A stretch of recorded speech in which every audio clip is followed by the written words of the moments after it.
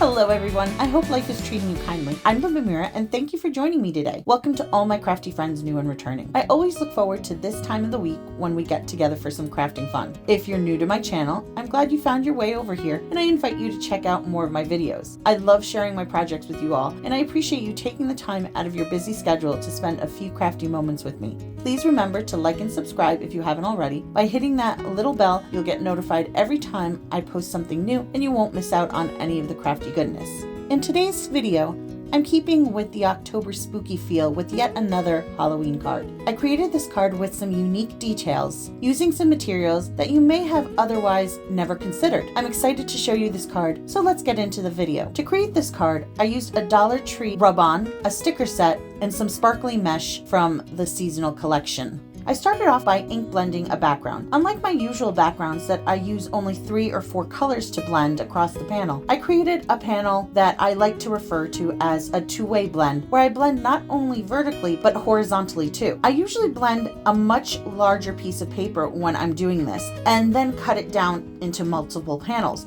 but today I thought I'd try it with a standard panel. I used the colored Salvaged Patina, Peacock Feathers, Uncharted Mariner, Shaded Lilac, Wilted Violet, Villainous Potion, Twisted Citron, Cracked Pistachio, and Pine Needles. I first ink blended with the blue-green colors, creating a column of colors down the middle with the Salvaged Patina, Peacock Feathers, and then the Uncharted Mariner. I kept the colors within the column, blending them from lightest to darkest. I moved on to the purple shades next, putting them down on the left side of my panel. I blended the purples in much the same way as the first set of colors. However, I also had to blend the purples into the blue-greens, creating that second direction blend I mentioned earlier.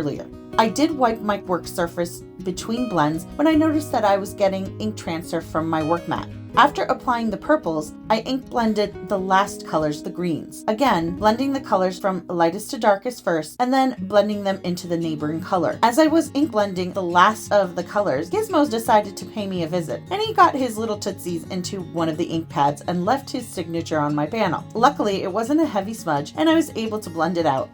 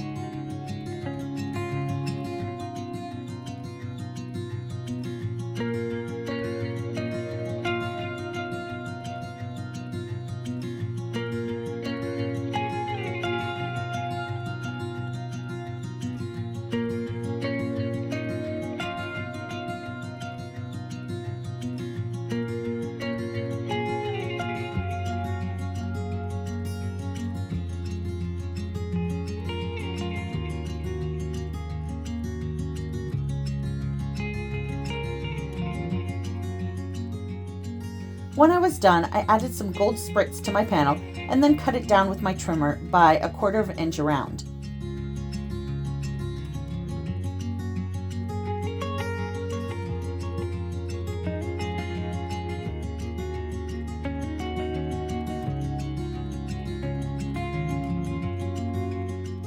Next, I added some double-sided adhesive to the back of my panel, and you'll understand shortly why I did this. I usually use the corner of my MISTI or my scoreboard to help me align my panel with the adhesive sheet, but I find that this particular sheet, it's an Amazon brand, goes down fairly easily for me because it's thicker. I've noticed thinner sheets like Stick It are a little fussier when I apply them. They work wonderfully and I like using them when I'm working with layering dies, but for what I have in mind here, the thicker brand sheets work fine. I made sure that the entire back was covered before moving on. I took out some nesting circle dies for the next step. I chose 3 circles to place across the front of my panel. I staggered the 3 shapes, placing them in size order. Honestly, this is really a preference thing how you choose to arrange the circles or what sizes you use. You could create a more symmetrical design using one size or add more. It's really up to you. Once I had the circles arranged and secured in place with low-tack tape, I ran the panel through my die cut machine off camera.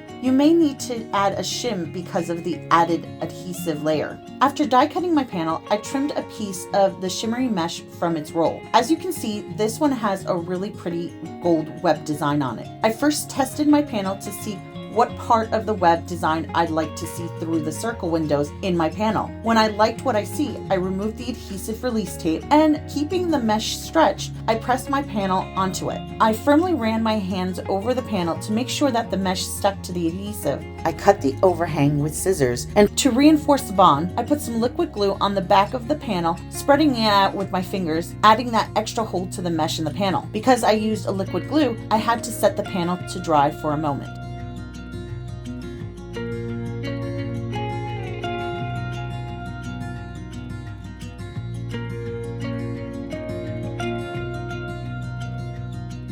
When the panel was dry, I added some foam tape to the back of it, but I didn't attach it to a card base right away. Rather, I set it aside again to work on the greeting.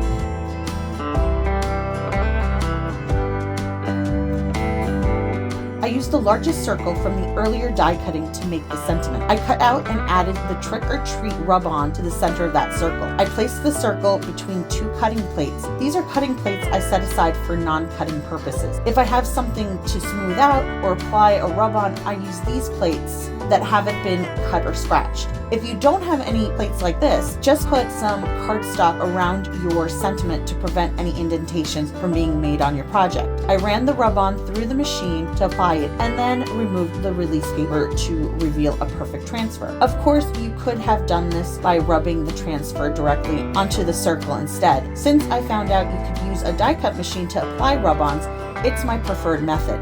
I thought the sentiment was a little large, so I chose another circle die and die cut the greeting one more time off camera to make it smaller. Now, I know many of us love glitter, but not necessarily on everything.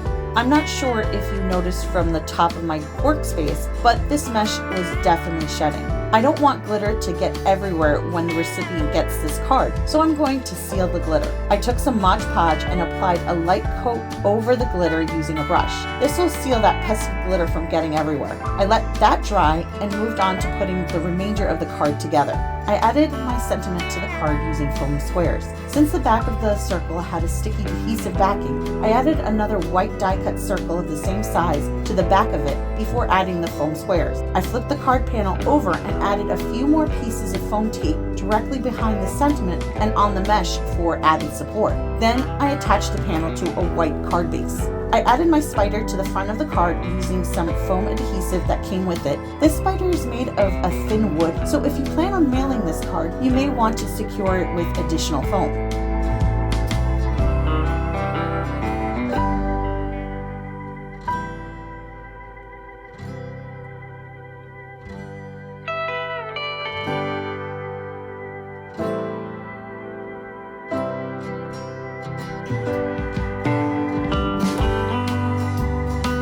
Lastly, I added some gold pearls to the front of the card for some added shine and interest.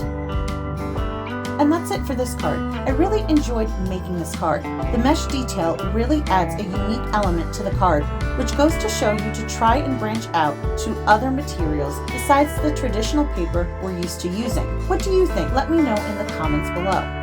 Thanks so much for spending some time with me today. I always look forward to sharing my videos with you, and I hope you enjoyed them. Don't forget to like and subscribe if you haven't already, and please leave me those comments. They're such a large part of my week, and I really do look forward to seeing them. I hope you'll join me next time for another project. Until then, have a wonderful week, and I hope life treats you kindly.